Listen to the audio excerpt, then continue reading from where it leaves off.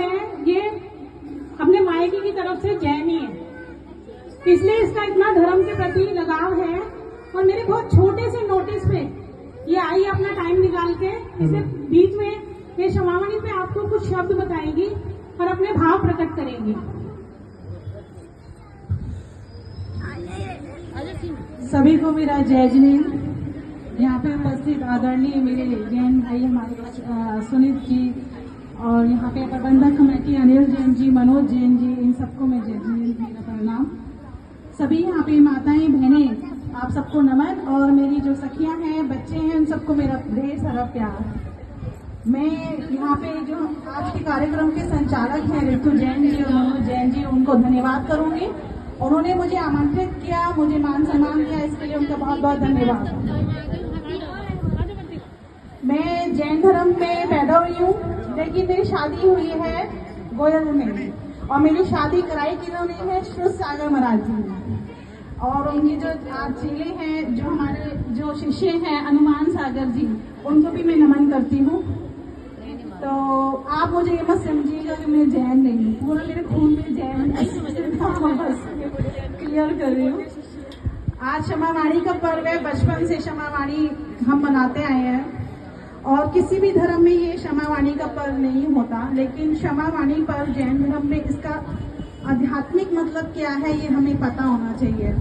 तो मैं इसका आध्यात्मिक मतलब थोड़ा सा उसमें प्रकाश डालना चाहूंगी।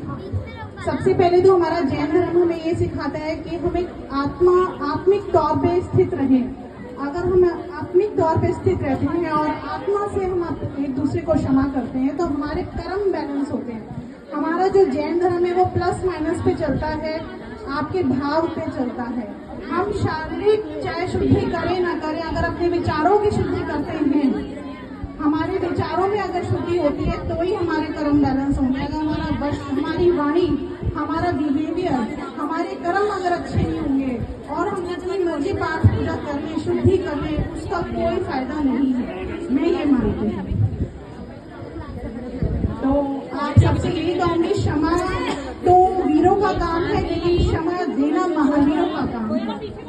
तो क्षमा मांगने से पहले आपको क्षमा करना भी आना चाहिए। अगर आप क्षमा नहीं कर सकते किसी को, अगर आपका किसी ने दिल दुखाया है, आपका किसी ने हक छीना है या कुछ भी है, अगर आप उसको फ्री नहीं कर सकते, क्षमा नहीं कर सकते, तो आपको क्षमा मिल भी नहीं सकती। और क्षमा मांगना इसलिए जरूरी है, उसमें भी हमारा ही स्वार्थ है। अगर मैं किसी से क्षमा नहीं मांगूंगी तो मैं कर्म बंधन में बनी रहूंगी और मैं कभी मुक्ति के रास्ते पे नहीं जा पाऊंगी। और हमारा पूरा जैन धर्म हमें ये सिखाता है कि इच्छा मुक्ति, कामना मुक्ति, वासना मुक्ति, और बाकी धर्म हमारा को इच्छा पूर्ति, कामना पूर्ति के लिए ही पूजा पाठ की जाती है। हमारा ही एक ऐसा धर्म है जहाँ पे मुक्ति सिखाई जाती है, केवल ज्ञान सिखाया जाता है, आपको जीवन में रहते रहते जीवन मुक्त होना सिखाया जाता है। तो इस पर्व का महत्व जानते हुए मैं आप सभी आत्माओं से अपने आत्मिक भाव से क्षमा मांगती हूँ। और उन सब, हालांकि मैं आपसे इतने उसमें ही मैंने ऐसा कुछ नहीं किया कि क्षमा मांगूं, क्षमा मुझे उनसे मांगनी चाहिए जिनका मैंने दिल दुखाया है, पर फिर भी आप सबसे अगर मेरे से कोई त्रुटि हो तो उसकी मैं क्षमा मांगती हूँ। और मेरे दिल में भी किसी के लिए ना कोई मैल है, ना कोई भेदभाव है, ना ईर्ष्या भाव है। मेरे दिल बिल्कुल साफ है, हर एक के लिए, कोई भी ऐसा नहीं जिसके लिए मेरे मन में कोई मनमुटाव हो।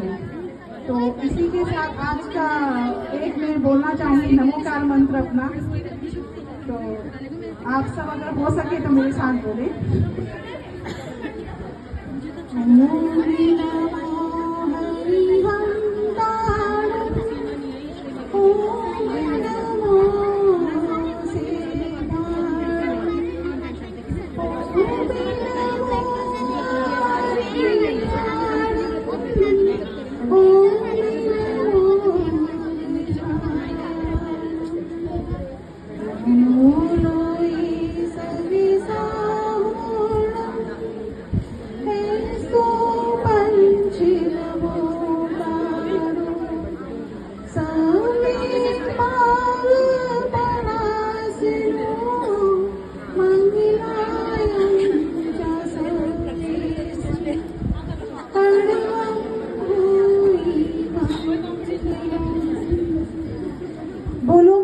स्वामी की जय, हमारे 24 तीर्थंकरों की जय। आप सभी को एक बार फिर से जय जय। धन्यवाद। Thank you. बहुत सुंदर।